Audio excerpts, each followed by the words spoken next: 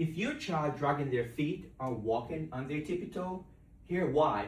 And today I'm going to give you 3 activities that can solve that problem.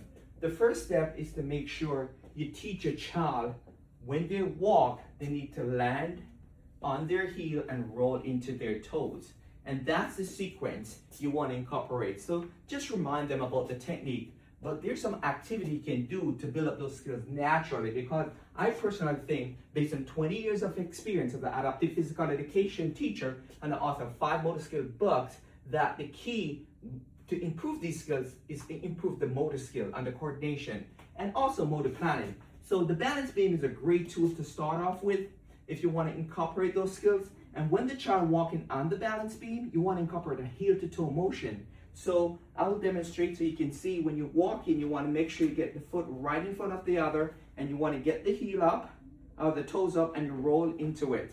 So it's a heel to toe motion. It forces the child to work on that walking gait, like I said. So that's one activity you can do. If you don't have a balance beam, you can use like a tape. You put the tape on the floor and you incorporate the same motion. I'm going to go forward and backward so you can see it again. But like I said, the emphasis is to make sure they're on their heel to start off and they roll into the toes. And you want to walk into a straight line.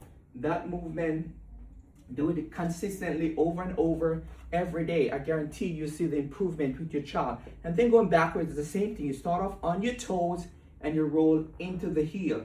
So it's the same concept. You're just doing the reverse version of it. And then for kids who drag their feet, like I said, some of the safety protocol is very important. The kids can fall over, they can trip over. And it's just like, sometimes kids do it for sensory input, but the key to improve this skill is to work on something where they can step over to build up that muscle memory. So the balance beam is a great tool, the agility ladder should say. You have to walk and alternate your feet, but lift your feet up as you walk. You want to get that motion and make sure the child looking straight ahead, not looking down, because we want to make natural movement. You want to make sure they're paying attention to where they're going, but also alternating their feet. So these are 3 of the activity you can do to incorporate, like I said, kids who drag their feet, because you don't want the kids who tripped over and fall. Kids who are walking on their tippy toe, you want to work on the walking gaits. If you like more videos like this, you can follow us, or you can check out our website at safekids.com, or you can check out our new book, Navigating the Spectrum. Thank you, and have a great day.